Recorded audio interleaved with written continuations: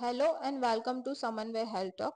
આજે આપણી સાથે છે ડોક્ટર દર્શા વ્યાસ મેમ, જે સિનિયર ઈએનટી સર્જન છે અને જેમનો અનુભવ 28 વર્ષ કરતાં પણ વધારે છે. Hello ma'am. હેલો.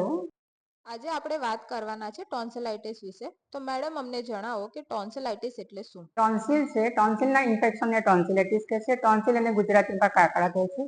ટોન્સિલાઇટિસ આજકાલ બધાને થતા જ હોય છે, તો શું એ કોઈ ગંભીર બીમારી છે? એટલે ટોન્સિલ જો વર્ષમાં 4 થી 5 વાર થાય તો પછી આઈડિયલી એનું ઓપરેશન કરીને એને કાઢી નાખવું પડતું હોય છે.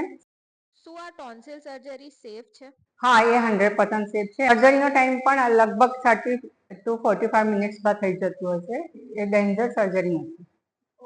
અને જો વારંવાર ટોન્સિલાઇટિસ થઈ રહ્યા છે તો આપણે એની માટે શું ધ્યાન રાખવું જોઈએ? એટલે એલર્જી જે વસ્તુ એનાથી દૂર રહેવું જોઈએ. ઠંડા પીણાના લેવા જોઈએ અને જેટલું તમે ધ્યાન રાખશો એના રિકરન્ટ ચાન્સીસ ઓછા હોય છે. અગર આપણે ટોન્સિલની સર્જરી કરાવતા હોઈએ છે તો એ પછી આપણે શું ધ્યાન રાખવાનું હોય છે? ટાઈમ સ્લાઇટ પેઇન થતું હોય છે તો એના માટે અમે પેઇન કિલર આપતા હોય છે અને કોગળા કરવાનું છે. ઠંડે અમે લોકો હળવો ખોરાક ખાવાની સલાહ આપતા હોઈએ છીએ. અગર ટોન્સિલાઇટિસની સર્જરી કરાવી તો શું રોગપ્રતિકારક શક્તિ પર કોઈ ફેર પડે છે? ના, કારણ કે ટોન્સિલ્સ યુઝ્યુઅલી બચ્ચાઓમાં વધારે હોય છે. 1 થી 6 વર્ષના બચ્ચામાં હોય તો અમે યુઝ્યુઅલી સર્જરી નથી કરતા, કારણ કે તે વખતે ટોન્સિલનું કામ અગત્યનું હોય છે.